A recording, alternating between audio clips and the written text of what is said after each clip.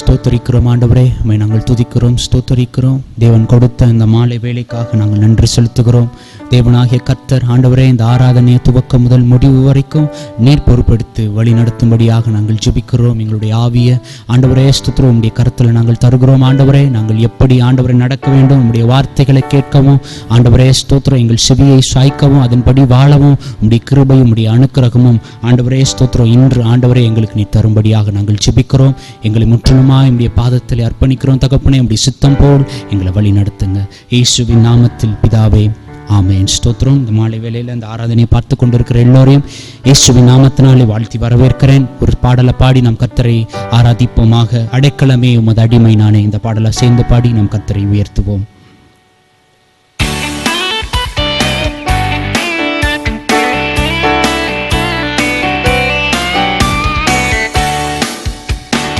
அடைக்கலமே உமது அடிமை நானே, ஆர்ப்பரிப்பேனே அகமகிழ்வே. கர்த்தர் நீ செய்த நன்மைகளையே நித்தம் நித்தம் நான் நினைப்பேனே. கர்த்தர் நீ செய்த நன்மைகளையே நித்தம் நித்தம் நான் நினைப்பேனே. அடைக்கலமே உமது அடிமை நானே, ஆர்ப்பரிப்பேனே அகமகிழ்வே. கர்த்தர் நீ செய்த நன்மைகளையே நித்தம் நித்தம் நான் நினைப்பேனே. கர்த்தர் நீ செய்த நன்மைகளையே நித்தம் நித்தம் நான் நினைப்பேனே. அளவற்ற அன்பினால் அணைப்பவரே, எண்ணற்ற நன்மையால் நிறைப்பவரே. அளவற்ற அன்பினால் அணைப்பவரே, எண்ணற்ற நன்மையால் நிறைப்பவரே. மாசில்லாத நேசரே, மகிமை பிரதாபா, பாசத்தாலும் பாதம் பற்றிடுவேனே. மாசில்லாத நேசரே, மகிமை பிரதாபா, பாசத்தாலும் பாதம் பற்றிடுவேனே. அடைக்கலமே உமது அடிமை நானே, ஆர்ப்பரிப்பேனே அகமகிழ்வே. கர்த்தர் நீ செய்த நன்மைகளையே நித்தம் நித்தம் நான் நினைப்பேனே.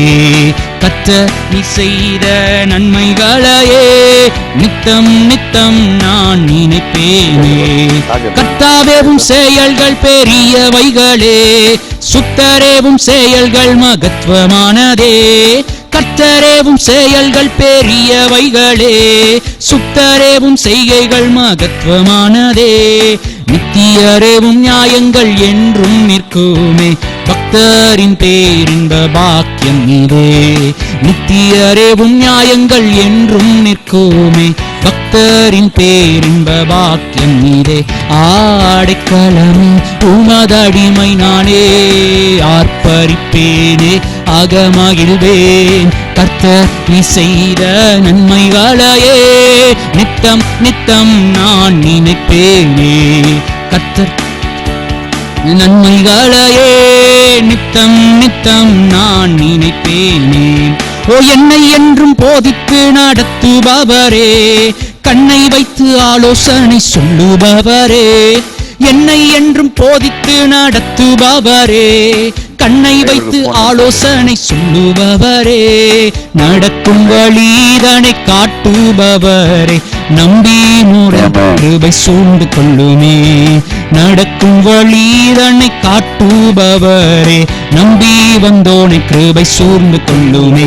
அடைக்கலமே உமது அடிமை நானே, ஆர்ப்பரிப்பேனே அகமகிழ்வேன். கர்த்தர் நீ செய்த நன்மைகளையே நித்தம் நித்தம் நான் நினைப்பேனே. கர்த்தர் செய்த நன்மைகளையே நித்தம் நித்தம் நான் நினைப்பேனே. பாவங்கள் பாராதென்னை பற்றி கொண்டீரே, சாபங்களை நீக்கி சுத்த உள்ளம் தந்தீரே. பாவங்களை பாராதென்னை பற்றி கொண்டீரே, சாபங்களை நீக்கி சுத்த உள்ளம் தந்தீரே. இரட்சண்யத்தின் சந்தோஷத்தை திரும்ப தந்தீரே, ஆவி என்னில் தாங்க செய்தீரே. இரட்சண்யத்தின் சந்தோஷத்தை திரும்ப தந்தீரே, உற்சாக ஆவி என்னில் தாங்க செய்தீரே. அடைக்கலமே உமது அடிமை நானே, ஆர்ப்ப ஆர்ப்பரிப்பேனே அகமகிழ்வே.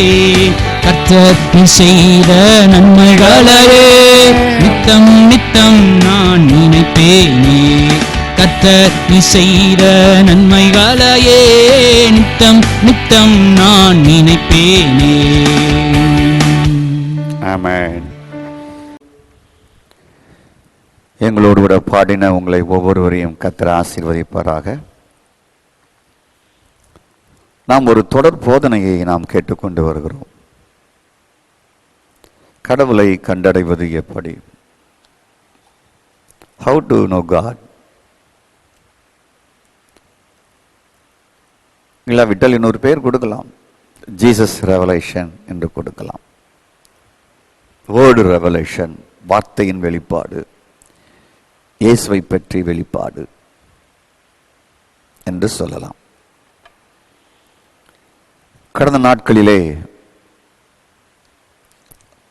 ஆவியின் ஜெபத்தினால் கடவுளை கண்டடைவது என்கின்ற ஒரு தேவ ரகசியத்தை உங்களுக்கு சொல்லிக் கொடுத்தேன். திருச்சபை கிறிஸ்தவர்கள் அறிந்தது மனதின் வழியாக ஜெபிப்பது, சரீரத்தின் வழியாக உபவாசிப்பது. இதுதான் நாம் கற்றுக்கொண்டது, செயல்படுத்தி கொண்டு இருப்பது. நாம் பெறுவதெல்லாம் மனதின் வழியாக, சரீரத்தின் வழியாகவே கிறிஸ்தவர்களாகிய நாம் அடைகிறோம், பெறுகிறோம், விரும்புகிறோம். ஸ்தோத்திரம். அதற்கு ஆசரிப்பு கூடாரத்தை அடையாளமிட்டு உங்களுக்கு சொன்னேன்.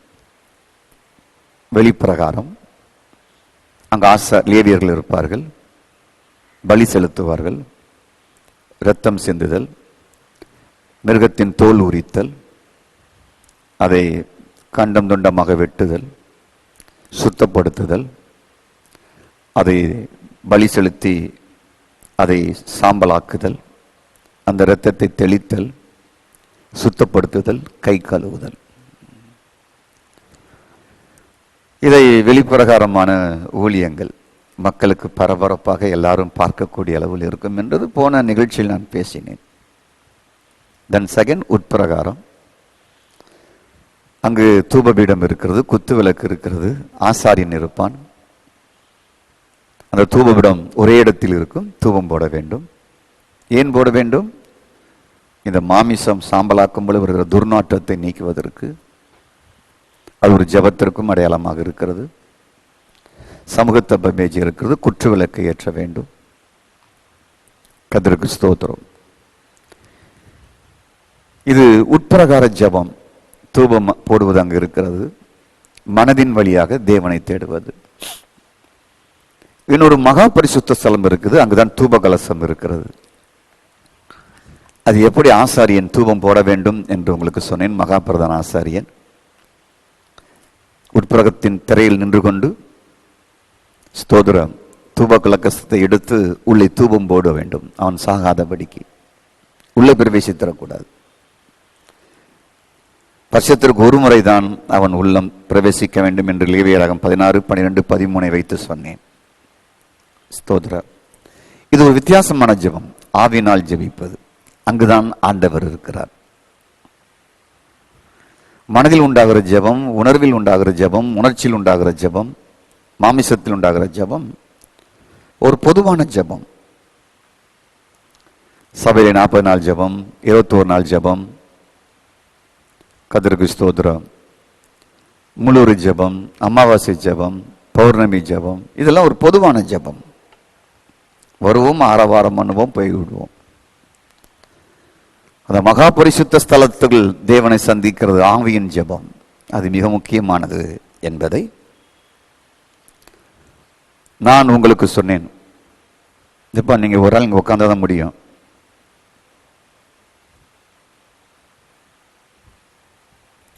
ஒரு ஆள் இருக்க பெர்மனண்ட் இருந்தால் அது முடியும். இல்லாட்ட மாறிக்கிட்டே இருக்கும். உங்களை நீங்களும் பார்க்க மாட்டீங்க. கர்த்தருக்கு ஸ்தோத்திரம். சபையின் துரதிர்ஷ்டம் என்ன என்பதை பற்றி சொன்னேன். ஆவினால் ஜெபிக்கிற, தேவனோடு உறவு கொள்ளுகிற அந்த அனுபவம் சபை இழந்து விட்டது.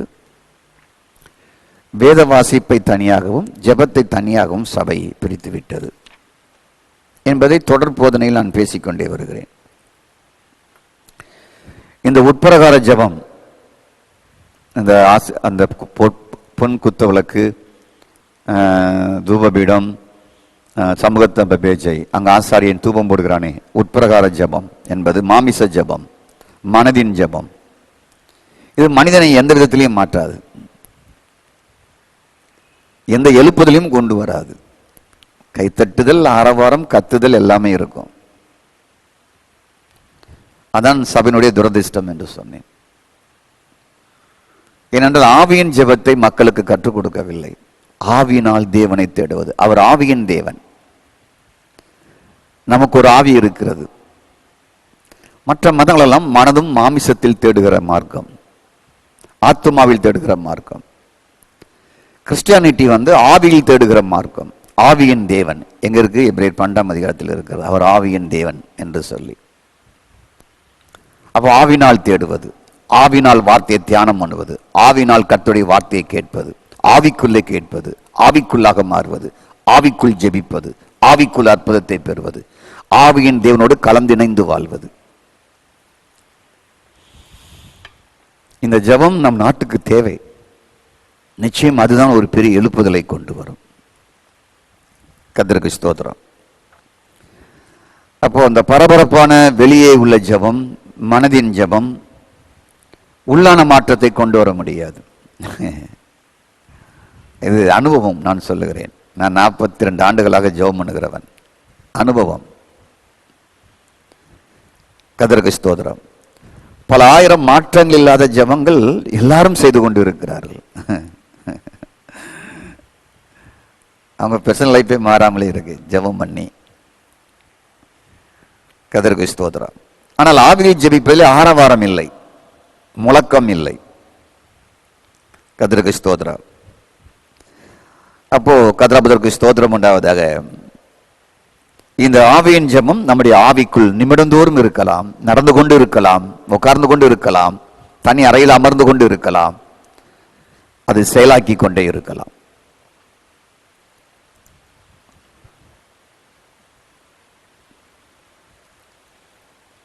கர்த்தருக்கு ஸ்தோத்திரம். இப்பொழுது நான் ஒன்று சொல்ல போகிறேன். பரிதாபமானவர்கள் யார்? நாம் தான். எதற்காக சொல்கிறேன் என்றால், கர்த்தருக்கு ஸ்தோத்திரம் உண்டாவதாக. ஆண்டவர் இந்த வேதத்தினுடைய மகத்துவங்களை நமக்கு எழுதி கொடுத்திருக்கிறார். உயில் போன்று, பத்திரம் போன்று. ஆனால் அதில் இருக்கிறது ஒண்ணுமே தெரியாமல் இருக்கிறோம் பார்த்தீங்களா? அதான் பரிதாபமானவர்.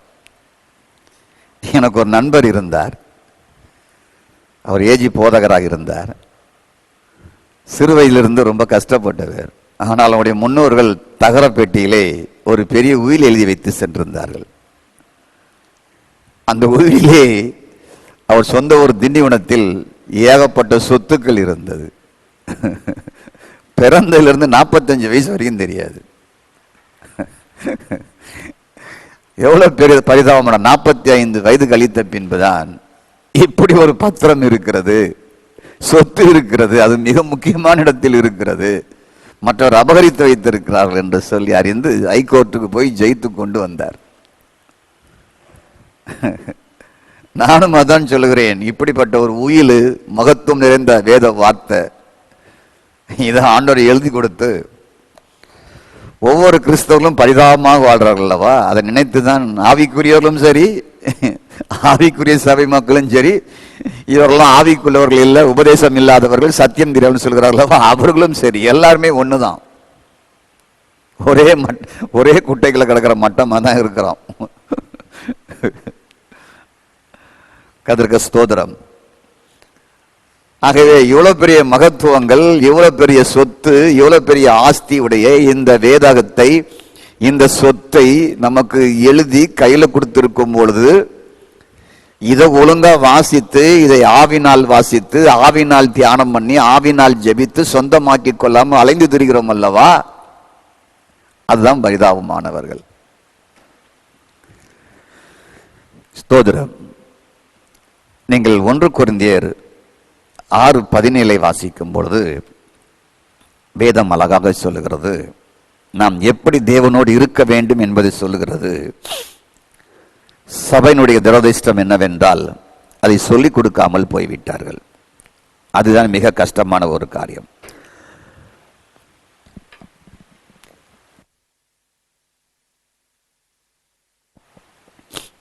ஒன்று கொரிந்தியர், இதெல்லாம் கட் பண்ணிடு. 1 கொரிந்தியர் 6ஆம் அதிகாரம் 17ஆம் வசனம். கர்த்தரோடு இசைந்திருக்கிறவனும் அவரோடு ஒரே ஆவியாக இருக்கிறான். ஒவ்வொரு கிறிஸ்தவனுடைய வாழ்க்கை எப்படி இருக்கணும் என்கிறத இந்த வேதத்தின் மகத்துவங்களை நம்ம படிக்கும்போது தான் நம்ம கற்றுக்கொள்ள முடியும். உங்களுக்கு புரிகிறதுங்களா? ஸ்தோத்திரம். இதை நம்முடைய ஆவியை திறந்து வாசிக்கணும். மனசிலையும் அறிவிலையும் வாசிக்க கூடாது. வாசித்தால் அது ஏதோ ஒரு எழுத்து போல் அது போய்விடும், புரியாது. நன்றாக இந்த வார்த்தையை வாசிங்கள். கர்த்தரோடு இசைந்திருக்கிறவன் அவரோடு ஒரே ஆவியாக இருக்கிறான். அது எப்படி? மகா பரிசுத்த ஸ்தலத்திற்குள் தூப கலசத்தை எடுத்துக்கொண்டு ஆசாரியன் தூபம் போட போக வேண்டும். அங்குதான் தேவன் பேசுகிறார். அங்குதான் பிரமாணம் இருக்கிறது, உடன்படிக்கை பெட்டி இருக்கிறது. அங்குதான் மகாதேவன் இருக்கிறார். ஜெபம் என்பதும் அதுதான். ஆவியின் தேவனே ஆவியினால் தேடுவது. கர்த்தரோடு இசைந்திருக்கிறான், ஒரே ஆவியாக இருக்கிறான். இந்த அனுபவம் தான் ஒவ்வொரு கிறிஸ்தவர்களுக்கும் ஒவ்வொரு ஊழியர்களுக்கும் நமக்கு தேவை. எனக்கு தேவை, உங்களுக்கு தேவை. கர்த்தரோடு இசைந்திருப்பது. என் கை என்னுடைய ஷோல்டர், என் புஜம் அதோடு இணைந்து இருக்கிறது, என் உடலோடு இணைந்து இருக்கிறது. என் தலை இந்த உடலோடு இணைந்து இருக்கிறது. அது எப்படி உண்மையோ அதுதான். கர்த்தரோடு இசைந்து இருக்கிறவன் ஒரே ஆவியாக இருக்கிறான். ஸ்தோத்திரம். ஆகவே கர்த்தருக்கு ஸ்தோத்திரம். அப்போ உங்கள் ஆவியோடு கர்த்தர் இசைந்து இருக்கிறார். ஆனால் தேவனிடத்தில் எப்படி பெற்றுக்கொள்ள விரும்புகிறோம்? பிரார்த்தனை செய்து, ஜெபம் செய்து, மனதின் வழியாக, அறிவின் வழியாக, மாமிசத்தின் வழியாக. எப்படி பெற வேண்டும்? கர்த்தரோடு இசைந்து இருக்கிற ஒரு ஆவியோடு இருக்கிறான். அங்குதான் பெற வேண்டியதை இருக்கிறது, அங்குதான் பெற்றுக்கொள்ள வேண்டியது இருக்கிறது, அங்குதான் பேச வேண்டியது இருக்கிறது, அங்குதான் கடவுளை தேட வேண்டியது இருக்கிறது, கண்டடைய வேண்டியது இருக்கிறது. ரொம்ப ஈஸி தேவனை கண்டடைவது, உங்கள் ஆவிக்குள்ளேயே தேவனை கண்டடைவது. அப்போ தேவன் உங்கள் ஆவியில் உள்ளான மனிதனுக்குள் பலத்த செய்கைகளையும் அற்புதங்களையும் செய்கிறார். நம்ப முடியுதா?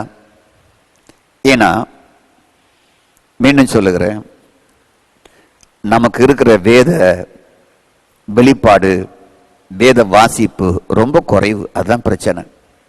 ஸ்தோத்திரம். வாரந்தோறும் போதகர் பிரசங்கம் முன்னவர் கேட்டுட்டு போயிட்டே இருப்பீங்க. நான் அடிக்கடி சபையில் சொல்றது என்னன்னா, இந்த பைபிள் வைக்கிறவன் ஜிப்பு போட்டு கொடுத்துட்டான், அழகா பூட்டி வைக்கிறதுக்கு. ஒரு சின்ன பூட்டு கொடுத்துட்டாலும் பரவாயில்ல, போட்டு பூட்டிடலாம். ஞாயிற்றுக்கிழமை ஜிப்பை திறக்கிறதோ சரி, போகும்போது மூடி வைக்கிறதோட சரி, அது மூடப்பட்டே இருக்கும். வீட்டில் ஃபேனில் கீழில் கூட கொஞ்சம் பறந்து 2 வசனம் தெரியவே தெரியாது. கர்த்தருக்கு ஸ்தோத்திரம். வேத வசனம் மங்கி போவதற்கு காரணம், மக்கள் மங்கிய நிலையில் இருக்க காரணம், தேவனோடு உறவில்லாமல் இருக்க காரணம், தேவனுடைய சிறப்பான ஆசீர்வாதத்தை பெற்றுக்கொள்ளாமல் இருக்கிற காரணம், தேவனோடு பேச முடியாமல் இருக்கிற காரணம், தேவனுடைய அற்புதங்களையும் அடையாளங்களையும் தங்களுக்குள்ளே தாங்களே பெற்றுக்கொள்ளாமல் இருக்க காரணம் என்ன? சொல்லுகிறேன், கேளுங்கள். அப்போஸ்தலர்களின் புஸ்தகம் 2ஆம் அதிகாரத்தை திறந்து 22ஆம் வசனத்தை பாருங்க. இஸ்ரவேலே, நான் சொல்லும் வார்த்தையை கேளுங்கள். அப்போஸ்தலனாகிய பேதுரு இஸ்ரவேல் மக்கள் நடுவில் எழும்பி பேசுகிறான். யார் இயேசுவை கொலை செய்தார்களோ, யார் அவரை சிலுவையிலே அறைந்தார்களோ, அந்த கூட்ட மக்களுக்கு சொல்லுகிறார், இஸ்ரவேலே, நான் சொல்லும் வார்த்தையை கேள். நீங்கள் அறிந்திருக்கிறபடி நசனா இயேசுவை தேவன் உங்களுக்குள் பலத்த செய்கையும் அற்புதங்களையும் அடையாளங்களையும் நடைபெற்று அவைகளினாலே அவரை உங்களுக்கு வெளிப்படுத்தினார். அவைகளினாலே உங்களுக்கு வெளிப்படுத்தினார். அவைகளினாலே உங்களுக்கு வெளிப்படுத்தினார். கர்த்தருக்கு ஸ்தோத்திரம். அப்போ ஸ்தோத்திரம். ஆண்டவர் மனிதனுக்கு என்ன செய்ய விரும்புகிறார் என்றால், அற்புதங்களையும் அடையாளங்களையும் நடத்தி நமக்குள்ளே, ஜனங்களுக்குள்ளே அதை நடப்பிக்கிறார். ஜனங்கள் நடுவே அவர் நடப்பிக்கிறார், ஜனங்களுக்குள்ளே நடப்பிக்கிறார், நமக்குள்ளே அவர் நடப்பிக்கிறார்.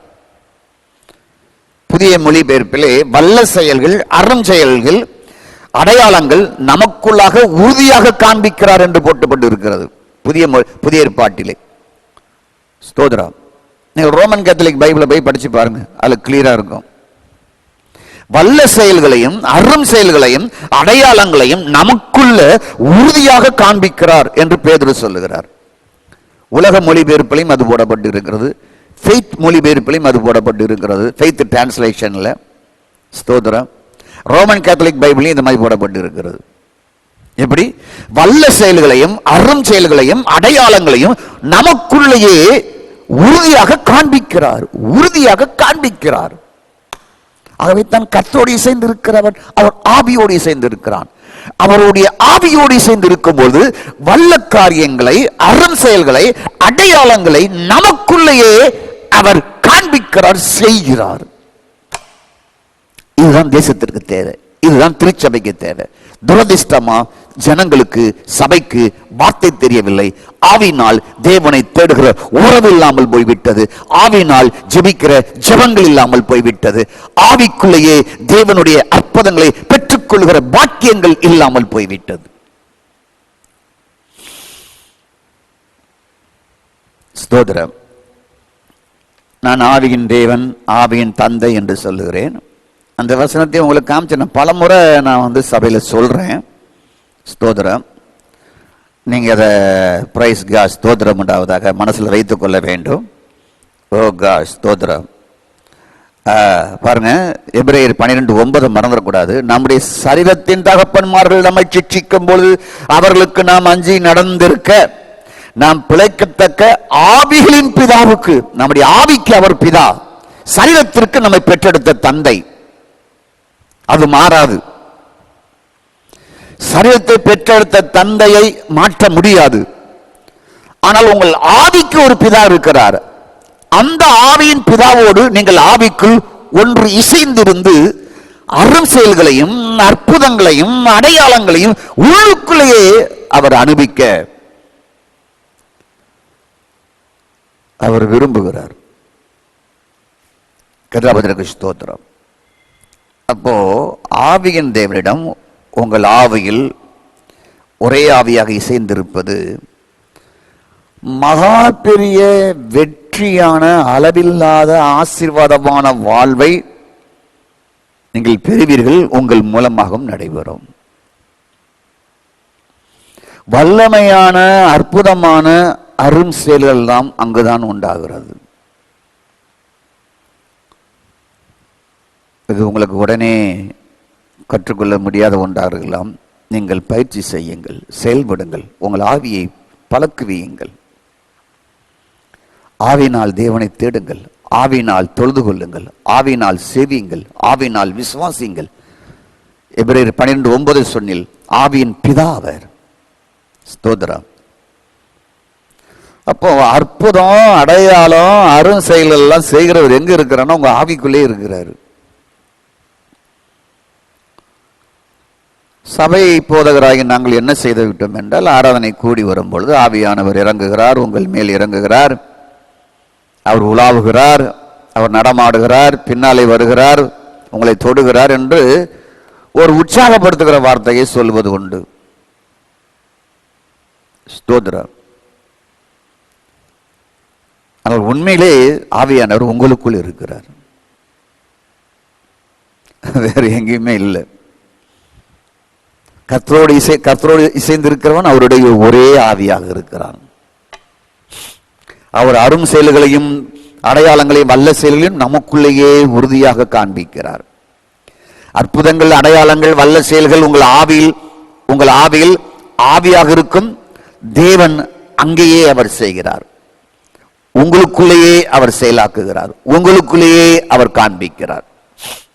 நல்ல ஆண்டுடைய ஆசீர்வாதங்களை உங்கள் உள்ளுக்குள்ளேயே நீங்கள் அனுபவிக்க கற்றுக்கொண்டால்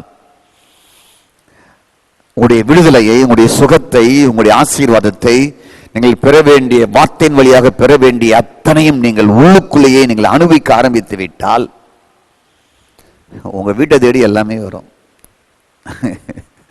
உங்களை தேடி, உங்க பாதத்தை தேடி எல்லாமே வரும். கர்த்தருக்கு ஸ்தோத்திரம். நான் பரிதபிக்கப்பட்டவர்கள் என்று சொன்னேன். ஏன்னா நம்முடைய விசுவாசத்தை நாமே பயிற்சி செய்வது கிடையாது. நமக்குள்ள இருக்கிற ஆவியின் தேவனை நாமே என்ஜாய் பண்ணுவது கிடையாது, அனுபவிப்பது கிடையாது. நமக்குள்ளே இருக்கிறவரை நாமே தெரியாம இருக்கிறது தான் பெரிய பிரச்சனை. உங்களுக்கு சொந்தமானவர் உங்களுக்குள்ளே இருக்கிறார். உங்களுக்கு அற்புதங்களையும் அரும் செயல்களையும் வல்ல செயலும் செய்கிறவர் உங்களுக்குள்ளே இருக்கிறார். அவர் தெரியாம, ஸ்தோத்திரம் உண்டாவதாக, போலீஸ் ஒரு கட்டிக்கிட்டு எங்கேயாவது கூட்டம் நடத்துறான்னு போயிட்டே இருந்தா போயிட்டே இருக்க வேண்டியதான். கர்த்தருக்கு ஸ்தோத்திரம். ஒரு 4 வசனங்கள் மிக முக்கியமான வசனங்கள். கிறிஸ்தவர்கள் தினமும் அதை வாசிக்கணும், மனசுல வச்சுக்கணும். ஓகே, ஸ்தோத்திரம். சொல்லட்டுமா? 4 வசனத்தை எழுதி வச்சுக்கிறீங்களா? ஸ்தோத்திரம். எழுதி வைங்க. எழுதி வச்சா உங்களுக்கு ஒரு ஆசீர்வாதம். 2 கொரிந்தியரின் புஸ்தகம் 13ஆம் அதிகாரம் 5ஆம் வசனத்தை வாசிக்கிறோம் பாருங்க. நீங்கள் விசுவாசம் உள்ளவர்கள் என்று உங்களையே சோதித்து அறியுங்கள். என்னவா சொல்லுங்க? உங்களுக்கு நீங்களே டெஸ்ட் வச்சீங்க, உங்களுக்கு நீங்களே பரீட்சை வச்சீங்க. ஒரு முறை இண்டிகா கார் ஃபர்ஸ்ட் வரும்பொழுது அதை வாங்கினேன். அது ஒரு விபத்து ஆகி போயிட்டு அதை கொண்டு போய் கடலூர்ல அதை சர்வீஸ்க்கு விட்டுருந்தோம். அதை பார்க்க போகும்பொழுது என்னுடைய சபையில் இருந்த மதிப்புக்குரிய பால்ராஜ் ஐயா என்பவர், காலம் சென்றவர், பாஸ்டர் கடலூர் போறேன் வாங்க அப்படின்னாரு. வண்டியை பார்க்கலாம் அப்படின்னாரு. நான் பேர்ஸ் எடுக்காம காசு எடுக்காம அவர் காட்டில் ஏறினேன். நான் போய் இறங்கினேன். அவர் விட்டுட்டு போயிட்டாரு. ஸ்தோத்திரம். நான் என்ன பண்ணேன், அந்த நாட்களில் செல்போன்லாம் அவ்வளோ கிடையாது. இறங்கி வண்டியை பார்த்துட்டு பஸ்ஸுக்கு காசு பார்க்குறோம், காசு இல்லை. நான் கடலூர்லேருந்து டவுன்ஷிப் வரைக்கும் நடந்து வரணும்னு பிளான் பண்ணி யார்கிட்டையும் கேட்கிட்டாங்க. 2 ஊழியர் இருக்கிறார்கள், ரெவன் சகாதேவன், ரெவன் ஜெயராஜ். 2 பேரும் என்னுடைய உடன் பிறந்த சகோதரர்கள், என் மேல் அளவில்லாத உயிர் வைத்திருக்கிறவர்கள். நான் நடக்க ஆரம்பித்தேன், பண்ருட்டி நோக்கி நடக்க ஆரம்பித்தேன். யார்கிட்டையும் கேட்கக்கூடாது, போயிட்டே இருப்போம் அப்படின்னு சொல்லி. உங்கள் விசுவாசத்தை நீங்களே சோதித்து பாருங்கள். அந்த நேரத்தில் தான் பாஸ்டர் சகாதேவன் ஓட்டியிலிருந்து அவர் என்டிக்கு டெலிஃபோன் பில் கேட்டு வர்றாரு. அவர் என்னைய பார்த்துட்டாரு. பார்த்தோன்னா ஐயா அப்படின்னாரு. என்ன தம்பி அப்படின்னு. நான் உங்க வீடு தான் வரேன் அப்படின்னாரு.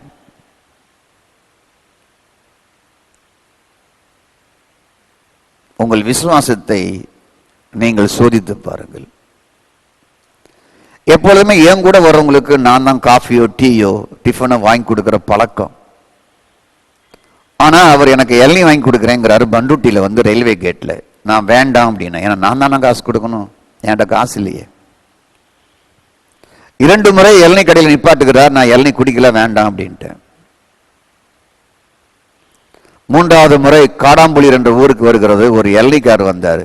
இங்க குடிச்சுதான்னு சொல்லி வண்டி நிக்கிறாரு. இளநீக்கார் என்னைய பார்த்து ஐயா தோத்துறோம் சொல்லி 2 இளநியை கொடுத்து ஜோம் பண்ணுங்கன்னு சொல்லி ஜோம் பண்ணிட்டு காசு வாங்காம போயிட்டாரு. இன்னைக்கும் என் விசுவாசத்தை நான் சோதித்து பார்ப்பேன், எனக்கு இருக்கா இல்லையாங்கிறது. எந்த தேவை இருந்தாலுமே கேட்கக்கூடாது, அது வருதான்னு பார்த்துருவோமே என்கிற என் விசுவாசத்தை சோதித்து பார்ப்பேன். இதுதான் ஆவியானவர் சொல்கிறார், நீங்கள் விசுவாசம் உள்ளவர் என்று நீங்களை சோதித்து அறியுங்கள், உங்களை நீங்களே பரிச்சத்தை பாருங்கள், இயேசு கிறிஸ்து உங்களுக்குள் இருக்கிறார் என்று நீங்கள் உங்களை அறியீர்களா? உன் விசுவாசத்தை சோதித்து பாரு, பரிச்சித்து பாரு. இயேசு கிறிஸ்து உங்களுக்குள்ளே இருக்கிறார் என்று பரிச்சித்து பாரு. அது உனக்கு தெரியலையா? அது அறியவில்லையா நீ அப்படிங்கிறாரு. இயேசு கிறிஸ்து எங்க இருக்கிறாரு? பரலோகத்தில் உட்கார்ந்து இருக்காரோ? அங்கேயும் இருக்கிறார், உங்களுக்குள்ளேயும் இருக்கிறார்.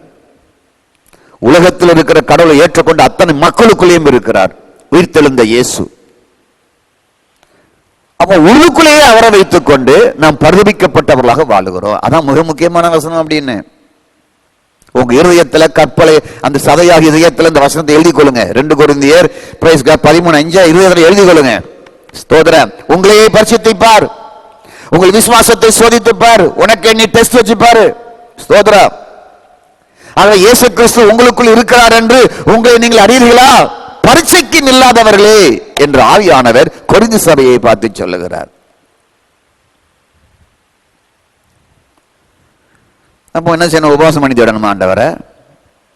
காடு மலை போய் தேடணுமா? காடானாலும் மேடானாலும் அந்த பாடலை பாடிக்கிட்டே போவா?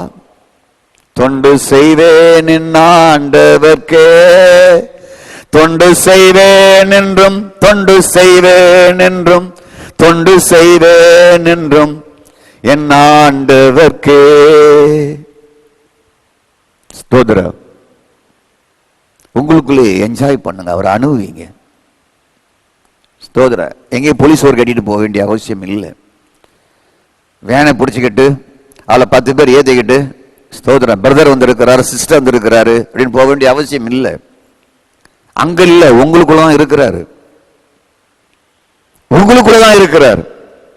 சபையில் இருக்கிற ஒவ்வொருவரும் எனக்குள் இருக்கிறார் என்று தெரிந்து விட்டாலே தேசம் பெரும் மறுமலர்ச்சி அடையும். நம்மளை தேடுறோமே மற்ற மார்க்கங்களை போல.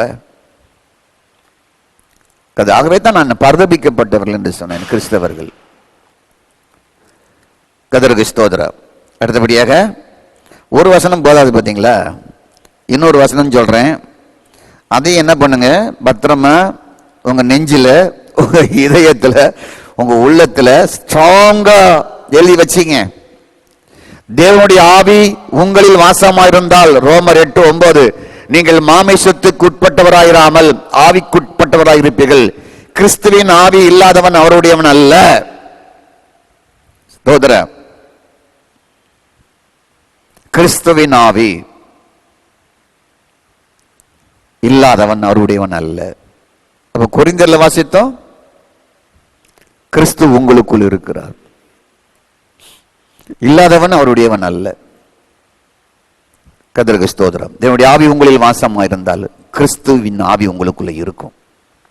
உங்களுக்குள்ள கிறிஸ்துவின் ஆவி இருக்கிறது. 11ஆம் வசனத்தை பார்த்தீங்கன்னா, இயேசுவை மரித்தோழுந்து எழுப்பின ஆவி உங்களில் வாசமாயிருந்தால் சாவுக்கு ஏதுவான உங்கள் சரீரங்களை உயிர்ப்பிப்பார் என்று போடப்பட்டு இருக்கிறது. எல்லாமே உங்களுக்குள்ள இருக்கிறார். இன்னொரு வசனத்தை வாசிக்கிறேன் பாருங்க. ஸ்தோத்திரம். கலாத்தியர் 4ஆம் அதிகாரம் 6ஆம் வசனத்தை வாசிக்கிறேன் பாருங்கள். ஸ்தோத்திரம். நீங்கள் புத்திரராக இருக்கிறபடியால் அப்பா பிதாவே என்று கூப்பிடத்தக்க தேவன் குமாரனுடைய ஆவியை உங்கள் இருதயங்களில் அனுப்பினார். குமாரன் எங்க இருக்கிறார்? மரித்து உயிர்த்தெழுந்த குமாரன் கிறிஸ்துவின் ஆவியாய், குமாரன் ஆவியாய், கர்த்தருடைய ஆவியாய், தேவனுடைய ஆவியாய் உங்களுக்குள்ளே அனுப்பப்பட்டு இருக்கிறார். உங்களுக்குள்ளே, உங்கள் இருதயத்திற்குள்ளே இருக்கிறார். உங்கள் இருதயத்துக்குள்ளே இருக்கிறார். உங்கள் இருதயத்துக்குள்ளே இருக்கிறார். இதுக்கு மேல வேற என்ன வேணும்? கர்த்தருக்கு ஸ்தோத்திரம். எந்த மலையில் இருக்கிறாரு? எந்த ஜெப மலையில் இருக்கிறாரு? அவர் எந்த ஜெப மலையிலும் இல்லை, எந்த ஜெப தோட்டத்திலையும் இல்லை, எந்த ஜெப தோட்டத்திலையும் கெத்செமனே தோட்டத்திலையும் அவர் இல்லை, எந்த மலையிலையும் இல்லை. அவர் ஆவி, மரித்து உயிர்த்தெழுந்த ஆவியாகி உங்கள் இதயத்துக்குள் இருக்கிறார். ஸ்தோத்திரம். அதை அறியீர்களா என்று 2 கொரிந்தியர் 13:5 ஆவியானவர் கேள்வியை கேட்கிறார். கர்த்தருக்கு ஸ்தோத்திரம். சரி, இன்னொரு வசனத்தை வாசிப்போம். உங்களுக்கு இது பத்தாது. ஸ்தோத்திரம். இதெல்லாம் நம்ம ஒரு ஆவிக்குரிய சபை மக்கள் புரிஞ்சு வச்சுக்கணும். அதான் நல்லது. 2 கொரிந்தியர் 4ஆம் அதிகாரம் கடைசி வசனம், அது மட்டும் கடைசி வசனம் மறந்தாதீங்க. 2 தீமோத்தேயு 4ஆம் அதிகாரம் கடைசி வசனம். 2 தீமோத்தேயு 4ஆம் அதிகாரம் கடைசி வசனம். கர்த்தராகிய இயேசு கிறிஸ்து ஆவியோடு இருப்பாராக. கர்த்தராகிய இயேசு கிறிஸ்து, கிறிஸ்துவின் ஆவின்னு சொல்லப்பட்டிருந்தது, குமாரன் ஆவின்னு சொல்லப்பட்டிருந்தது, கர்த்தருடைய ஆவின்னு சொல்லப்பட்டிருந்தது. 1 கொரிந்தியர் 6:17 கர்த்தருடைய ஆவின்னு சொல்லப்பட்டிருந்தது. ஸ்தோத்திரம். ரோமர் 8:9 தேவனுடைய ஆவின் போடப்பட்டிருந்தது. ரோமர் 8:9 கிறிஸ்துவின் ஆவின் போடப்பட்டிருந்தது. கலாத்தியர் 4:6 குமாரனுடைய ஆவின் போடப்பட்டிருந்தது. இங்க பாருங்க, இயேசு கிறிஸ்துவே உன் ஆவியோடு இருப்பாராக போடப்பட்டு இருக்கிறது. இதுதான் ஜீசஸ் ரெவலேஷன். இதான் வார்த்தையை பிரசங்கிக்கிற சபை.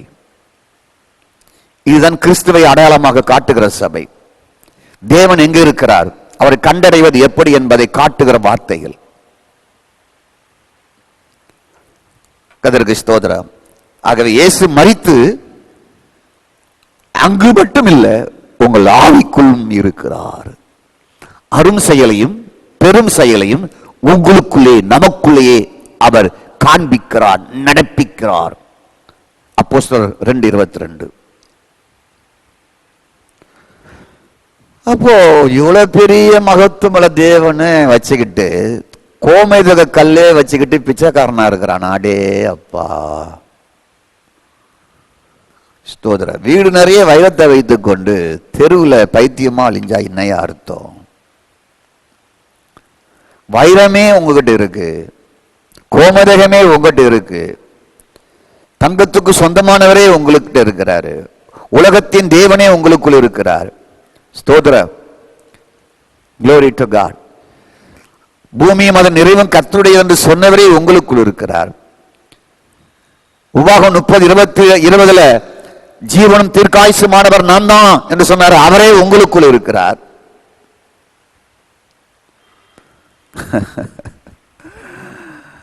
ஆகவேதான் பரிதாபமானவர்கள் கிறிஸ்டியானிட்டியில் உள்ளவங்களாம் அப்படின்னு. அப்போ உங்களுக்குள் இருந்து வல்ல பெரிய காரியங்களையும் அற்புதங்களையும் அடையாளம் செய்வதே இதனுடைய நோக்கம். தேவனுடைய நோக்கம் என்ன? காட் பர்பஸ் என்ன? உங்களுக்குள்ளேயே வல்ல செயல்களையும் அடையாளங்களையும் உங்களுக்குள்ளேயே பண்ணுவது, உங்கள் சரீரத்திற்குள்ளேயே பண்ணுவது, உங்களிலிருந்து வெளியே கொண்டு வருவது, உங்களுக்குள்ளிருந்து அற்புதங்களையும் அடையாளங்களையும் வெளியே கொண்டு வருவது. ஒவ்வொரு கடவுளுடைய பிள்ளையிடத்திலும் இப்படி நடந்துட்டாவே தேசமே தேவனுக்கு சொந்தம். இதான தேவை. வரமுடையவரே உள்ள இருக்கிறாரு. இவங்க வரத்துக்காக ஜோம் பண்ணிட்டு இருக்கிறாங்க உட்காந்து. ஸ்தோத்திரம். வரத்தை பயிற்சி பண்ண போறாங்க, தீர்க்க தரிசன பயிற்சி. அதுக்கு ஒரு 3000-4000 கட்டி, அதுக்கு ஒரு வாரம் உட்காந்து உபவாசம் பண்ணி அங்க ஓன்னு கத்தி உருப்படாம போயிருது லாஸ்ட்ல. கதிராமதருக்கு ஸ்தோத்திரம். வரமுடையவரே உனக்குள் இருக்கிறார், படைத்தவரே உனக்குள் இருக்கிறார். அரும் செயலையும் பெரும் செயலையும் நமக்குள்ளே நடப்பிக்கிறவர் நமக்குள்ளே இருக்கிறார். கிறிஸ்துவின் ஆவியோடவே உங்கள் ஆவியோடவே இருக்கிறார். குமரன் ஆவியாக உங்கள் இதயத்துக்குள்ளே இருக்கிறார். கிறிஸ்துவின் ஆவி ஓ காட் உங்களுக்குள்ளே இருக்கிறது. கர்த்தரோடு இசைந்து ஒரே ஆவியாக நம்மளை வைத்திருக்கிறார். எபிரேயர் 9:12 படி அவர் ஆவியின் பிதா, நீங்கள் ஆவியின் மக்கள்.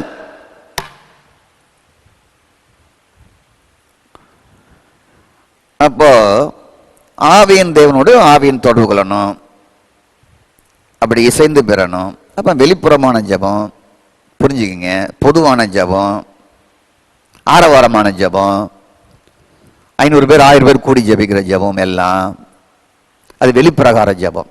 அது மகா பரிசுத்த ஜபம் கிடையாது. மனசுலையும் மாமிசத்திலையும் தேவனை தேடி ஜெபம் பண்ணிட்டு வெறுமையாக போகிற ஜபம். உங்களுக்கு எது விருப்பம் இருக்கோ அதை செய்யலாம். ஆனா வெளிப்பிரகார ஜபம் எதற்கும் பயன் இல்லாதது.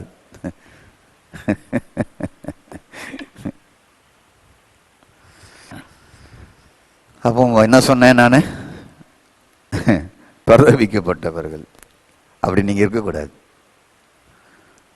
இந்த செய்தியை பல முறை நீங்க போட்டு போட்டு போட்டு போட்டு போட்டு போட்டு போட்டு போட்டு போட்டு போட்டு பாருங்க.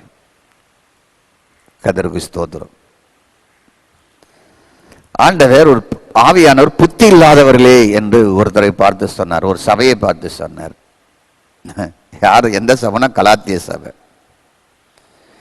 அநேக நேரம் சபையும் அப்படிதான் புத்தி இல்லாத கலாத்திய சபை போன்று வாழ்ந்து விடுகிறோம், வாழுகிறார்கள். கர்த்தருக்கு ஸ்தோத்திரம். ஆகவே உங்களை மயக்கினவன் யார் என்று கலாத்தியர் 3:1 கேட்கிறார். அப்ப மயக்க நிலையில் வைத்தது யார் என்று வேதமே கேள்வி கேட்கிறது. ஒரு சபை மக்களை பார்த்து, அதுவும் பவுலால் கெட்டப்பட்ட சபை மக்களை பார்த்து, பவுலால் மீட்கப்பட்டு பவுலால் வழிநடத்தப்பட்ட மக்களை பார்த்து, புத்தி இல்லாத கலாத்தியரே உங்களை மயக்கினவன் யார் என்று ஆவியானவர் கேட்கிறாரு. ஸ்தோத்திரம். காரணம் என்னங்கிறத உங்களுக்கு சொல்றேன். இப்போ புத்தி இல்லாம போறதுக்கு காரணம் என்னவென்றால் வேற யாரும் இல்லை, நாமே நமக்கு கேடாகவே இருக்கிறோம். புரியுங்களா உங்களுக்கு? நாமே நமக்கு கேடாக இருக்கிறோம். எப்படின்னா, உயிரை எழுதி கொடுத்துட்டாரு. உயிரை நம்ம சொந்தமாக்காட்டா நமக்கு நாம தானே கேடு. உன் ஆவிக்குள்ள நான் இருக்கிறேங்கிறாரு. என்னைக்கு ரட்சிக்கப்பட்டீங்களோ உங்க ஆவிக்குள்ள அவர் இருக்கிறார். அவரையே தெரியாட்டா,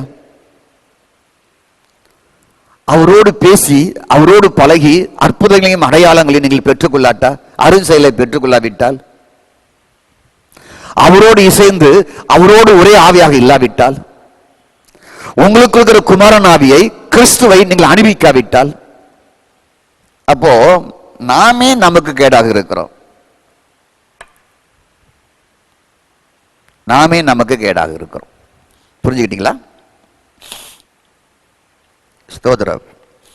அநேக நேரங்களில் போதனையை கேட்கிற கடவுளுடைய பிள்ளைகள், கிறிஸ்தவர்கள் இந்த கலாத்திய சபை மக்களைப் போல கேட்டு மதிமயங்கி இருப்பாங்க. ஸ்தோத்திரம். அப்படி மதிமயங்கி போகிற செய்திகளை கொடுக்கிற நிறைய கிறிஸ்தவர்களும் இருக்கிறார்கள். கர்த்தருக்கு ஸ்தோத்திரம். கலாத்திய சபை மக்களுக்கும் இப்படி மதிமயங்கி போகக்கூடிய போதனை தான் அவங்களுக்கு காரணம், வேற ஒண்ணுமே கிடையாது. அவங்க கொடுத்த போதனை தான். அந்த போதனை தான் இன்ஜெக்ஷன் மாதிரி போட்டு ஸ்தோத்திரம் உண்டாவதாக அது போத தலைக்கு மேல ஏறி மயங்கிய நிலையில் இருக்கிறாங்க. என்ன போதனை அப்படி கொடுத்துட்டாங்க? ஆவினால் தேவனை தேடணும், ஆவினால் தேவனை விசுவாசிக்கணும், ஆவிக்குள்ளே கிறிஸ்து ஆவியாக இருக்கிறார். இதே சபைக்கு சொல்லுகிறார், ஆவிக்குள்ள தான் கிறிஸ்து இருக்கிறார். இந்த மக்களுக்கு சொல்ல கலாத்தியர் 3:5. ஸ்தோத்திரம். ரொம்ப ஃபேண்டாஸ்டிக். கலாத்தியர் 3:5 ரொம்ப சூப்பர். 3:1 தான் புத்தி கட்டவங்களேன்னு சொல்றாரு. ஸ்தோத்திரம் உண்டாவதாக. கலாத்தியர் 3:5 வாசித்து பாருங்களேன். நல்லா சூப்பரான ஒரு வசனம். ஸ்தோத்திரம். உங்களுக்கு ஆவி அளித்து உங்களுக்குள்ளே அற்புதம் நடப்பிக்கிறார். உங்களுக்கு ஆவி அளித்து உங்களுக்குள்ளே அற்புதம் நடக்கிறார். புத்தி இல்லாத கலாத்தியரே, உங்களுக்கு ஆவி அளித்து உங்களுக்குள்ளே அற்புதங்கள் நடப்பிக்கிறார். உங்களுக்குள்ளே அற்புதங்களை நடப்பிக்கிறார். ஸ்தோத்திரம். அப்ப உங்களுக்குள்ளே அற்புதம் நடப்பிக்கிறவர் குமாரனாவி உங்கள் இதயத்துக்குள்ளே இருக்கிறது. கலாத்திய சபைக்கு சொல்லுகிறார் ஆவியானவர். அப்படி இருக்கும்போது எப்படி உங்க புத்தி இல்லாம போயிட்டாங்க, மதிமயங்கி போயிட்டாங்க? சொல்றேன், நீங்களும் கேளுங்க. அந்த நிலையில் இருந்தா கொஞ்சம் உங்களை மாற்றிக்கொள்ளுங்க. ஸ்தோத்திரம்.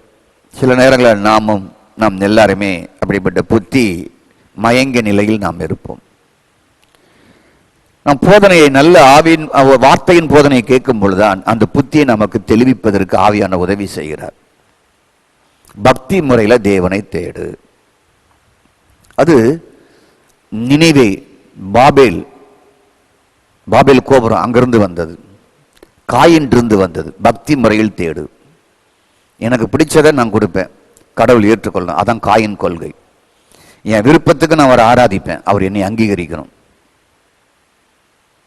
நான் விரும்பினதை நான் செய்வேன், நான் விரும்பினதுபடி நான் தேவ சமூகத்துக்கு வருவேன். அதை இவர் என்னை அங்கீகரிக்கணும். இதுதான் காயின் வழி, நினிவே வழி, பாபேல் வழி, பாபிலோன் வழி. புரிஞ்சுக்கொள்ளுங்க. பக்தி முறையில் தேவனை தேடுவது அது மத்த மார்க்கம். அதான் கிறிஸ்டியானிட்டிகள் நுழைந்து விட்டது. மனதின் வழியாக, அறிவின் வழியாக, மாமிசத்தின் வழியாக தேவனை தேடுவது எல்லாம் அங்குள்ளது. மனதில் தான் பரபரப்பா தேவனை தேடுவார்கள், மனதில் தான் தேவனை தேடி ஓடுவார்கள்.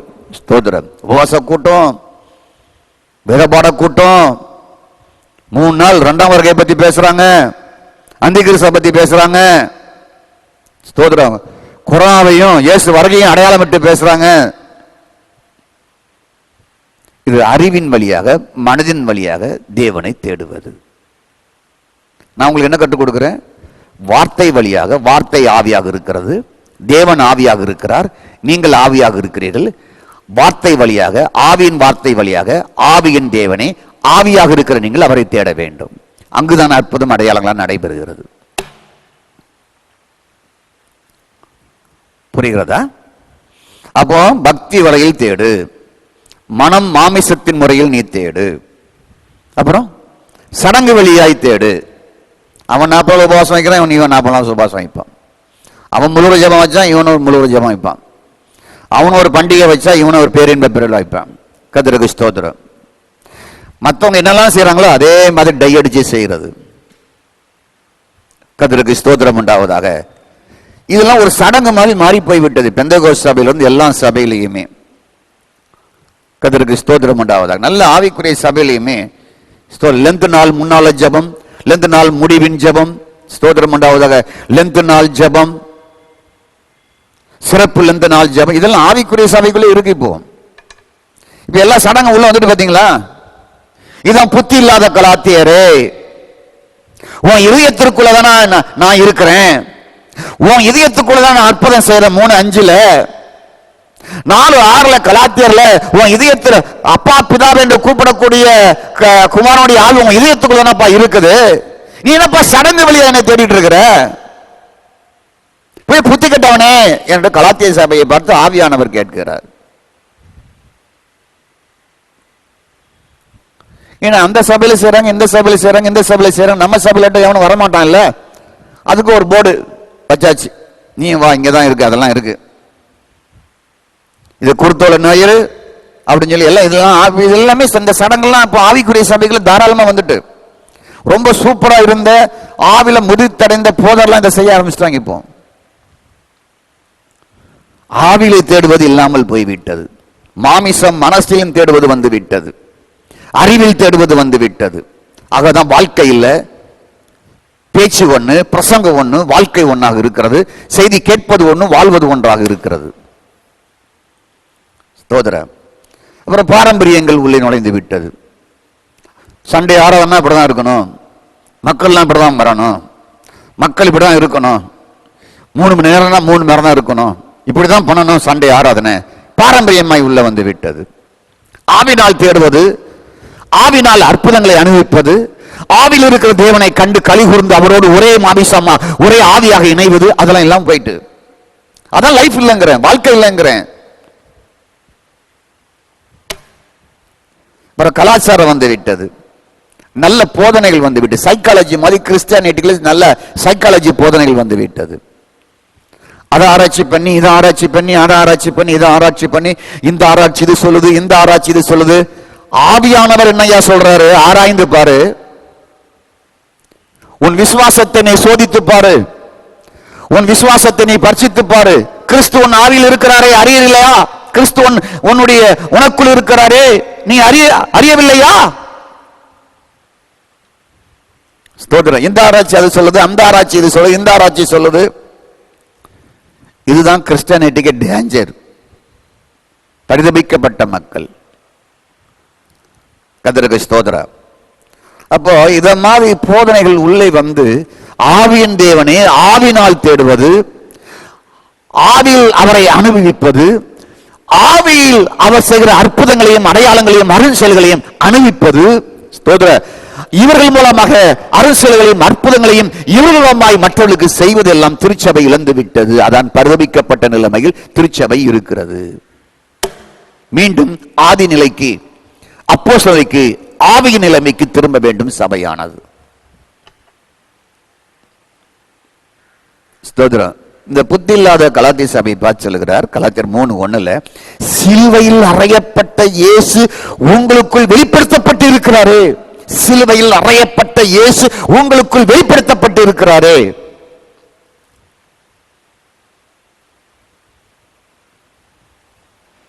கர்த்தருக்கு ஸ்தோத்திரம். சிலுவையில் அறையப்பட்ட இயேசு உங்களுக்குள் வெளிப்படுத்தப்பட்டு இருக்கிறாரே. அதுக்கப்புறம் போயிட்டான், டைவர்ஸ் ஆகி போயிட்டான் பழைய பாரம்பரியத்தின்படி செய்வதற்கு. அப்போ மகா பரிசுத்த ஜெபம், ஆவியின் ஜெபம், ஆவியின் தேவனை அவரோடு சேர்ந்து ஒரு ஆவியாக உங்களுக்குள், அவர் உங்களுக்குள், நீங்கள் அவருக்குள் இருப்பது. இதுதான் என்ஜாய், இதுதான் அனுபவிப்பது. உள்ளேயே அவரை அணிவிப்பது, உள்ளேயே அணிவிப்பது. Glory to Garaba Shaka Dira Dalaraba. ஸ்தோத்திரம். ஆகவே கிறிஸ்து எப்படி இருக்கிறார்? ஆவியாக இருக்கிறார். கலாத்தியர் 4:6, ரோமர் 8:9 பல இடங்களில் சொல்லப்பட்டு இருக்கிறது. 2 தீமோத்தேயு 4:22 எல்லாம் உங்களுக்கு சொல்லியிருக்கிறேன். இப்போ சிலுவையில் அறையப்பட்டவர் எங்கே வெளிப்படுத்துகிறார்? உங்களுக்குள்ளே வெளிப்படுத்துகிறார். சிலுவையில் அறையப்பட்ட இயேசு கிறிஸ்து எங்க இருக்கிறார்? உங்களுக்குள்ளே ஆவியாக இருக்கிறார். கதாபத்திற்கு பழைய ஜெபம் மாதிரியை கொஞ்சம் ஒழிச்சிட்டு ஆவினால் தேவனை தேடுங்கள், ஆவினால் ஜெபம் பண்ணுங்கள். உங்கள் ஆவியை பயிற்சி செய்து ஆவியின் தேவனோடு கலந்து இணைந்து ஒரே ஆவியாக இருங்கள். வெற்றி வாழ்க்கை. உங்க வீடே மாறும், உங்க குடும்பமே மாறும், உங்க லைஃபே மாறும், உங்களுடைய தேர்ந்தெடுப்பே மாறும், உங்களுடைய சூஸ் பண்ற எல்லாமே மாறும். எங்கள் உள்ளே இருந்து அவர் நடத்துகிறவராய், ஆவியில் நடத்துகிறவராய் மாறிவிடுவீர்கள். ஆவியினால் நடத்தப்படுகிறவர்கள் எவர்களோ தேவனுடைய புத்திரர்கள். ஆவியானவர், கிறிஸ்துவின் ஆவியானவர் கர்த்தருடைய உள்ளே இருந்து அவர் உங்களை நடத்துவார். உங்களுக்குள்ளே இருந்து நடத்துவார்.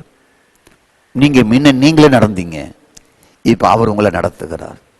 முன்னே பழைய ஆதாம் உங்களை நடத்தினான், இப்பொழுது புதிய மனிதனாகிய கிறிஸ்து உங்களை நடத்த ஆரம்பித்து விடுவார். பெஸ்டா லைஃப் இருக்கும். உங்க வாழ்க்கையும் உங்க செயலும் ஒன்றாக இருக்கும். தேவனுடைய வார்த்தைக்கும் உங்க செயலுக்கும் ஒன்றாகவே இருக்கும். அப்ப வெளிப்பாடு எங்க? உங்களுக்குள்ளே. அரும்பெரும் செயலை செய்வது எங்க? உங்களுக்குள்ளே. இன்னொரு வசனத்தை வாசிப்போமா? கலாத்தியர் 1ஆம் அதிகாரம்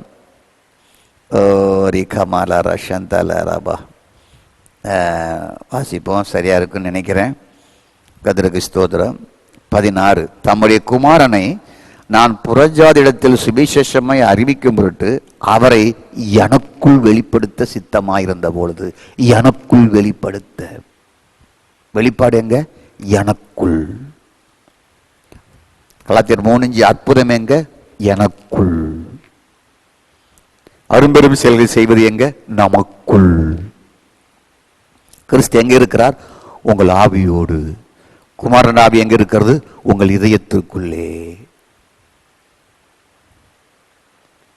வெளிப்பாடு எங்க? உங்களுக்குள்ளே. எந்த பிரதர்ட்டையும் இல்லை. பிரதர் என்கிட்ட தான் இருக்கு வான்ட்டாரு. எந்த சிஸ்டர்ட்டையும் இல்லை. உங்ககிட்ட தான் வெளிப்பாடு. என்கிட்ட வாங்க நான் சொல்ல மாட்டேன், உங்ககிட்ட தான் வெளிப்பாடு என்று சொல்லுவேன். நாங்கள் கற்றுக் கொடுக்கிறது அதுதான். ஸ்தோத்திர வெளிப்பாடு. ஸ்தோத்திர உங்களுக்குள்ளே. உங்களுக்குள்ளே. நம்ம வெளிப்பாடு என்ன நினைக்கிறோம்? ஒரு எண்ணெய்க்குள்ள வெளிப்பாடு இருக்குமா? ஒரு பாட்டில் தண்ணிக்குள்ள வெளிப்பாடு இருக்குமா? ஒரு துணியை ஜோமணி கொடுத்தா, கர்ச்சீப்பை ஜோமணி கொடுத்தா அந்த துணியில வெளிப்பாடு இருக்குமா? ஸ்தோத்திரா. ஒரு பைபிளை ஜோமணி கொடுத்தா அதுல வெளிப்பாடு இருக்குமா? இப்படிதான் நம்மளை கற்றுக் கொடுத்து நம்மளை எங்கேயோ கொண்டு போயிட்டாங்க. மதங்கள் மாதிரி நம்மளை கொண்டு போயிட்டாங்க. ஏனென்றால் அவங்கள சொல்லி தப்பு இல்லை, அவங்களுக்கு இந்த வார்த்தையெல்லாம் தெரியாது. ஏன்னா பைபிள் படிக்கிறவங்களுக்கு நேரமே இல்லை, அதான் பிரச்சனை. பைபிளை படிக்க நேரம் இருந்தா தானே அவங்க ரோமரு, கலாத்தியர், 1 கொரிந்தியர், 2 கொரிந்தியர், 1 தெசலோனிக்கர், 2 தெசலோனிக்கர், 1 யோவான், 2 யோவான், யாக்கோபு, இதெல்லாம் 1 பேதுரு, 2 பேதுரு அவங்க படிக்கிறதுக்கு அவங்களுக்கு நேரமே கிடையாது. அவங்களுக்கு எலியாவும் எலிசாவும் மோசையும் தோற்றமுண்டாவதாக தாவீது கோலியாத்தை படிக்க அவங்களுக்கு நேரமே இருக்கு. அவங்கள குறை சொல்லி இல்லை. கர்த்தருக்கு ஸ்தோத்திரம். வெளிப்பாடு எங்க? எனக்குள்ளே வெளிப்படுத்த பிரியமாயிருந்த போது என்று வாசிக்கிறோம். அப்ப உங்களுக்குள்ள அவர் வெளிப்படுத்த பிரியமாக இருக்கிறாரு. நீங்க அதை அலாட் ஆகல, நீங்க அதை புரிஞ்சுக்கல, நீங்க அதுக்கு ஆயத்தமாகல, நீங்க அதற்கு அர்ப்பணிக்கல, நீங்க ஆவினால் அவரை தேடல, ஆவினால் அவரை ஜெபிக்கல, ஆவியில் இருக்கிற தேவனை நீங்கள் கண்டுகொள்ளல, ஆவியில் இருக்கிற கிறிஸ்துவோடு நீங்கள் பேச விரும்பல, தேவனை கண்டணுகிற உங்க ஆவிக்குள் இருக்கிற அந்த மகத்துவத்தை நீங்கள் அறியல. அங்கத்தான் வெளிப்பாடு இல்லை, அற்புதம் இல்லை, ஒன்றும் இல்லை உங்களுக்குள்ளேயே.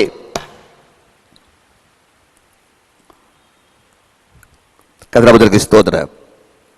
அப்போ ஆவியின் மனிதன் என்ற மனிதன் வெளிப்பாடு இல்லாமல் இருப்பதுதான் பிரச்சனை. இன்னைக்கு நீங்கள் ஆவியின் மனிதன், உங்களுக்குள்ளே வெளிப்பாடு, ஆவியின் மனிதனாகிய உங்களுக்குள்ளே வெளிப்பாடு, உங்களுக்குள்ளே அற்புதம், உங்களுக்குள்ளேயே கிறிஸ்து, உங்களுக்குள்ளே கர்த்தருடைய ஆவியானவர், உங்களுக்குள்ளே தேவனுடைய ஆவியானவர். இந்த வெளிப்பாடு இல்லாமல் இருப்பதுதான் இருக்கிறதுனால்தான் பிரச்சனை.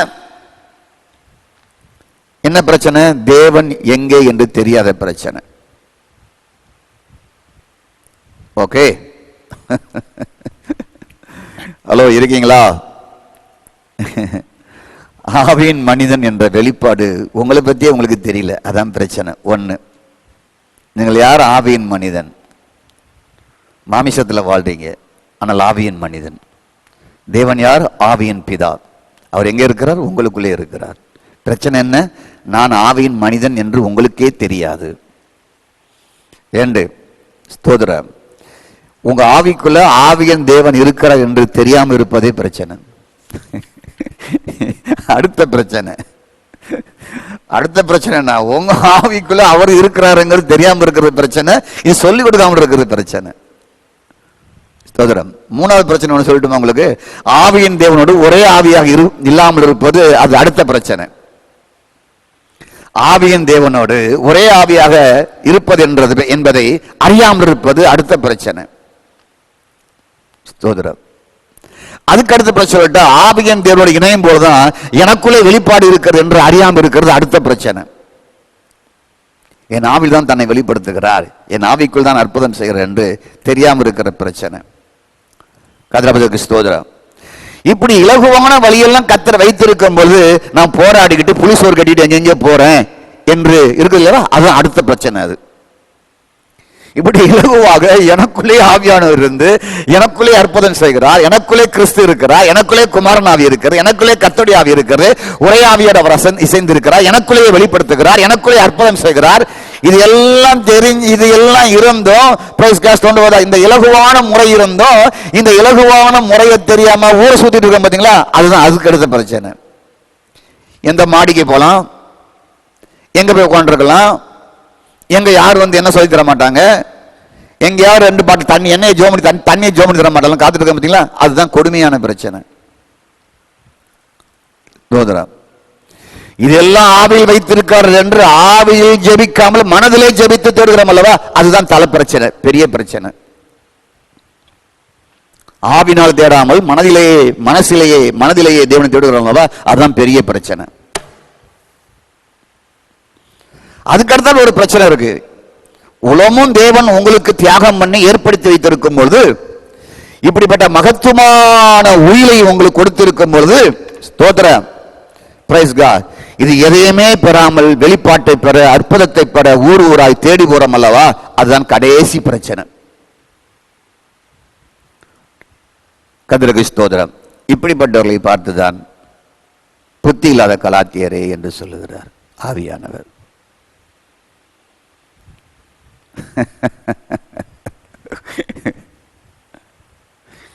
புத்தி இல்லாதவரே, மயங்கி இருக்கிறவர்களே, என்னுடைய பிரச்சனை இதுதான். நான் முடிக்கணும். ஆண்டவர் உங்களை ஆசீர்வதிப்பார். கர்த்தருக்கு ஸ்தோத்திரம். எபிரேயர் 4ஆம் அதிகாரம் கடைசிக்கு நான் வரேன். எபேசியர் 4:16 எபிரேயர் ஆவியானவர் எழுதி வைத்திருக்கிற எபிரேயர் க்ளோரி டு காட் 4ஆம் அதிகாரம் verse 16, இரக்கத்தை பெறவும் ஏற்ற சமயத்தில் சகாயம் செய்யும் கிருபையை அடையவும் தைரியமாய் கிருபாசனத்தனில் மகா பரிசுத்த ஸ்தலத்தில் சேரக்கடவோம். மகா பரிசுத்த ஸ்தலத்தில் பிரவேசிக்க கிருபையை பெற்ற மக்கள் நீங்க. ஹலோ, லேவியம் எங்க இருக்கணும்? காம்பவுண்டுக்கு வெளியே இருக்கணும். அங்கதான் ரத்தத்தை சிந்தி பலி செலுத்தி கொள்ளணும். ஆசாரி எங்க இருக்கணும்? உட்பிரகாரத்தில் இருக்கணும். இந்த ஆல்டருக்கு வரக்கூடாது. ஆல்டருக்குள்ள என்ன இருக்கு? உடன்படிக்கை பெட்டி இருக்கு, மன்னா இருக்கு, ஆரோன் துளித்த கோல் இருக்கு, தூப கலசம் இருக்கு. எப்படி தூப போடணும்? தூப கலசம் எடுத்து திரைக்கு அந்த பக்கம் இருந்து தூபத்தை போட்டு இப்படி காட்டணும், ஏன்னா செத்துருவான். இப்ப மகா பரிசுத்த ஸ்தலம் எங்க இருக்கு? ஆவியில இருக்கு. இதுதான் மகா பரிசுத்தலம். சரீரம் சரீர பிரகாரமா தேவனை தேடுவது, மனது உட்பிரகாரத்தில் தேடுவது, ஆவி மகா பரிசுத்த தலத்தில் தேவனை தேடுவது. அப்போ இந்த மகா பரிசுத்த ஸ்தலத்தில் இருக்கிற ஆவியின் தேவனோடு பேசுவதற்கு கிருபை பெற்ற மக்களியா நீங்க எல்லாமே, கிறிஸ்தவர்கள் எல்லாரும். முன்னே நம்ம தேவ ஜனமா இல்லை. 1 பேதுரு 2:10. முன்னே நாம் புறையினத்தார், இன்று 1 பேர் 2:9 ஆசாரியர்களாக மாற்றப்பட்டவர்கள். 1 பேர் 2:9. ஒன்று நாம் கிருபை பெற்ற மக்கள் மகா பரிசுத்த ஸ்தலத்துக்குள் நுழைவதற்கு. 2 முன்னே யாரு? நாம் தேவனற்றவர்கள். இப்பொழுது யாரு? 1 பேர் 2:9 நாம் ஆசாரியர்களாக மாற்றப்பட்டு இருக்கிறோம். எதுக்கு? மகா பரிசுத்த ஸ்தலத்திற்குள் செல்வதற்கு. ஏன்? அங்கதான் பொன்னால் செய்யப்பட்ட தூபகலசம் இருக்கிறது பரிசுத்த ஸ்தலத்திற்குள். அங்கு உள்ளே பிரவேசித்து ஜெபிப்பதற்கு, ஆவியின் தேவனோடு இணைவதற்கு. உண்மையான ஜெபம் மனதின் ஜெபம் அல்ல, சரீரத்தில் தேடுவதல்ல, ஆவியின் ஜெபம். ஆவியின் தேவனோடு ஒன்றாய் இசைந்து ஒன்றாய் இருப்பது. 1 கொரிந்தியர் 6:17.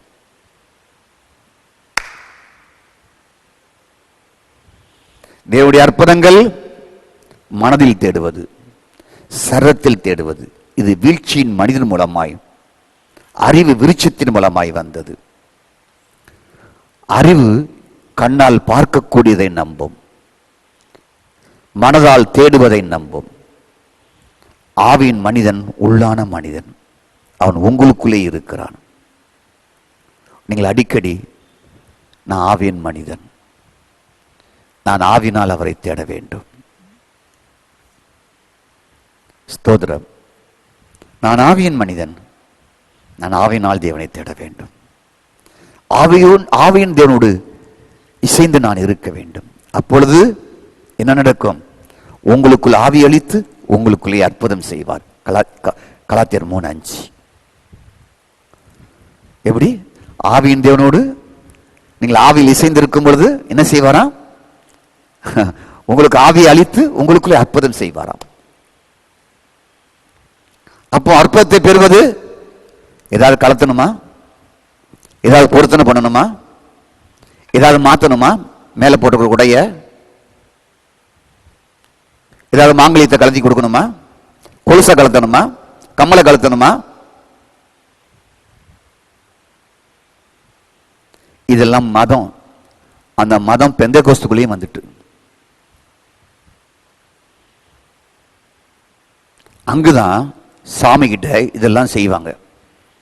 நான் இதை மாதிரி ட்ரெஸ் கொடுக்குறேன், இதை மாதிரி கலத்திடுறேன், இதை மாதிரி விரதம் இருக்கிறேன், இதை மாதிரி நடந்து வரேன், எல்லாமே அங்கதான்.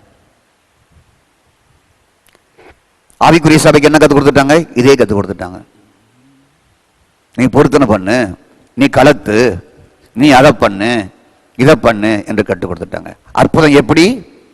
ஆவியின் தேவனோடு ஆவியில் இசைந்திருக்கும் பொழுது அவர் உங்களுக்கு ஆவி அளித்து உங்களுக்குள்ளே அற்புதம் செய்கிறார். பொருத்தனை பண்ண சொல்லி இருக்கிறாரா? அது பழைய ஏற்பாடு. அப்போ மனது என்ன எதிர்பார்க்கிறது? நான் பொருத்தனை செஞ்சா கிடைச்சிருமா? நான் கலத்தனா கிடைச்சிருமா? நான் இதை தியாகம் பண்ணா கிடைச்சிருமா? என் ட்ரெஸ்ஸை மாத்தனா கிடைச்சிருமா? நான் நெடுமுழங்காலையில் நின்னா கிடைச்சிருமா? நான் 40 நாள் பட்னியா இருந்தாலே கிடைச்சிருமா? இதெல்லாம் காயின் வழி. அப்ப 40 நாள் ஜெபம் பண்ண வேண்டாமா? ஜெபம் பண்ணுங்கள், ஆவினால் தேடுங்கள். ஒரு நாள் முழுவதும் சாப்பிடாம பாருங்க, ஆவினால் தேவனை தேடுங்கள். கர்த்தருக்கு ஸ்தோத்திரம். மனம், மாமிசம், மார்க்கம் வழியாக அல்ல, ஆவி அளித்து உங்களுக்குள்ளே அற்புதம் செய்கிறார். நீங்க ஒன்றும் தியாகம் பண்ண வேண்டிய அவசியம் இல்லை. ஆனால் தியாகம் பண்ண சொல்லி கிறிஸ்தவர்களை நடத்தி விட்டார்கள். இதெல்லாம் தியாகம் பண்ணு, இதெல்லாம் தியாகம் பண்ணு, இதெல்லாம் கலத்து, இதெல்லாம் கொடு, இதெல்லாம் பண்ணாதான் கர்த்தர் உனக்கு அற்புதம் செய்வார். வேலை வேணும்னா இதை தியாகம் பண்ணு, குழந்தை வேணும்னா இதை தியாகம் பண்ணு, கல்யாணம் வேணும்னா இதை தியாகம் பண்ணு. அப்பந்தான் கர்த்தர் உனக்கு செய்வார். ஆலயத்துக்கு பொருத்தனை பண்ணி போடு. நான் சொல்வது சபைக்கு வருமானம் கம்மியாக இருக்கலாம், அதை பத்தி எனக்கு கவலை இல்லை. இதுதான் உண்மை. கர்த்தருக்கு ஸ்தோத்திரம். பிற மதம் மனம் சார்ந்தது, அறிவை சார்ந்தது. இதே போல்தான் சபையும் மனமும் அறிவை சார்ந்ததாக மாறிவிட்டது. இதெல்லாம் செஞ்சிட்டா, இதெல்லாம் கலத்திட்டா, இதெல்லாம் பண்ணிட்டா, இதெல்லாம் செஞ்சிட்டா சாமி அற்புதம் செஞ்சிருவாரு, சாமி கொடுத்துருவாரு அப்படின்னு சொல்லி ஸ்தோத்திரம் மக்கள் செய்ய ஆரம்பித்து விட்டார்கள். புரியாத ஜனங்கள், வழி நடத்துகிறவர்களும் புரியாதவர்களாக இருக்கிறார்கள், வேத அறிவு இல்லாதவர்களாகவும் இருக்கிறார்கள். ஆகவே தான் வேதத்தை அறியாத ஜனங்கள் சபிக்கப்பட்டவர்கள் என்று இயேசு சொன்னார்.